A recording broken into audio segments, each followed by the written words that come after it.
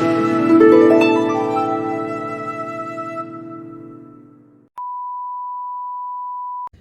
के विश्लेषण में बात करेंगे भारत के मंदिरों के पास कितना सोना है और इससे जुड़ा सच क्या है। तो वीडियो के अंत तक बने रहना और यदि वीडियो पसंद आता है तो वीडियो को लाइक और शेयर करना और चैनल को सब्सक्राइब कर लेना। तो आज का विश्लेषण शुरू करते हैं। इससे आगे हमने मंदिरों के पास कितना पैसा है उस पर एक विश्लेषण तैयार किया है। तो इस वक्त आपको उस वीडियो की लिंक आई बटन पर दिख रही होगी।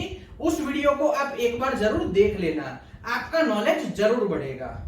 भारत को सोने की चिड़िया कहा जाता है, लेकिन अंग्रेज भारत आए और सब कुछ लूटकर चले गए। लेकिन उसके बावजूद आज भी भारत के लोगों के पास इतना ज्यादा सोना देखने को मिलता है। भारत के मंदिरों के पास भी इतना सोना दान में आता है।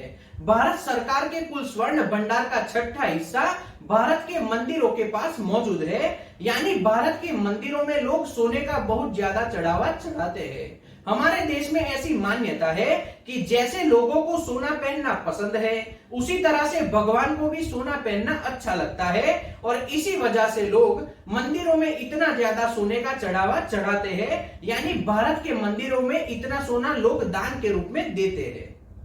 वर्ल्ड गोल्ड क्रॉसिंग नामक एनजीओ के आंकड़ों के मुताबिक भारत के पास 24,000 टन स्वर्ण भंडार है। उसमें से 4,000 टन स्वर्ण भंडार मंदिरों के पास मौजूद है। 2022 के आंकड़ों के मुताबिक भारत सरकार प्रत्येक साल 1,000 टन सोना दूसरे देशों से मंगवाती है और उसमें से बहुत बड़ा हिस्सा मंदिरों के पास दान के रूप में चला जाता है। यानी लोग सोने का दान कर देते हैं। इस वक्त भारत में देखने को मिलता है मंदिर बनाने में सोने का सबसे ज्यादा उपयोग किया जाता है।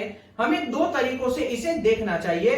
अगर हम इसे गलत समझकर मंदिरों में इस तरह से सोना चढ़ाना बंद कर दे और इतना सोना भारत का कर्ज चुकाने के लिए इकट्ठा किया जाए तो भारत का कर्ज जल्दी से दूर किया जा सकता है। और दूसरे तरीके से देखें तो भारत के मंदिरों के निर्माण कार्यों में जितना सोने का उपयोग किया जाता है, इसी तरह से उपयोग होता रहे तो आने वाले दिनों में वापस भारत सोने की चिड़िया बन जाएगी, ऐसा भी हम मान सकते हैं। लेकिन समय ही बताएगा कि मंदिरों में सोना दान करने से कितना फायदा होगा और कितना नुकसान होगा। अब हम जानते हैं भारत में मुस्लिम और अंग्रेज शासन के दौरान मुस्लिम शासकों द्वारा मंदिरों में कितना चढ़ावा चढ़ाया गया। क्योंकि भारत में आज गरीबी और बेरोजगारी के मुद्दे को छोड़कर हिंदू और मुसलमान के मुद्दे पर ज्यादा बात देखी जाती है, तो हमें इतिहास के पन्नों को पढ़कर इसे आपके सामने रखने की जरूरत लगी। तो ध्यान से सुनिए। हैदराबाद के कट्टर मुस्लिम निजाम ने तिरुपति बालाजी मंदिर के रख रखाव के लिए 8,000 रुपए का दान किया था। तो आप लोगों को पता होना चाहिए मुस्लिम भी मंदिरों में दान करते हैं। इसी तरह से हैदराबाद के दूसरे एक निजाम ने हैदराबाद के मंदिरों के रख रखाव के लिए 50,000 रुपए का दान दिया था। मुगल शासक औरंगजेब ने चित्रकूट बालाजी मंदिर के लिए 330 बीघा जमीन को उस वक्त टैक्स फ्री कर दिया था। तो इस तरह से मुगल और अंग्रेजों के शासन के दौरान मुस्लिमों के द्वारा हिंदू संस्थानों पर पैसे लुटाए गए, यानी कि पैसे दान किए गए, ऐसा इतिहास में देखने को मिलता है। विश्लेषण के अंत में एक जरूरी और समझने वाली बात बताते हैं। चोल साम्राज्य की एक बहुत अच्छी मान्यता थी। उनका ऐसा मानना था मंदिरों में आने वाले चढ़ावे के पैसे शिक्षा, सिंचाई, सड़क, न्याय और पर्यावरण पर खर्च होने चाहिए।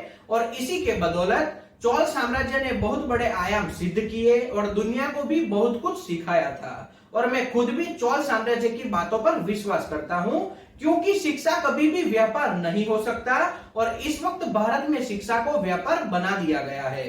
बाकी किसी के कहने ना कहने से किसी को कोई भी फर्क नहीं पड़ेगा। तो आज के विश्लेषण में इतना ही। अगर यह विश्लेषण आपको पसंद आया हो तो वीडियो को लाइक और शेयर करना और चैनल को सब्सक्राइब कर लेना, ताकि हमें दूसरे वीडियो बनाने के लिए मोटिवेशन मिल सके। जय हिंद।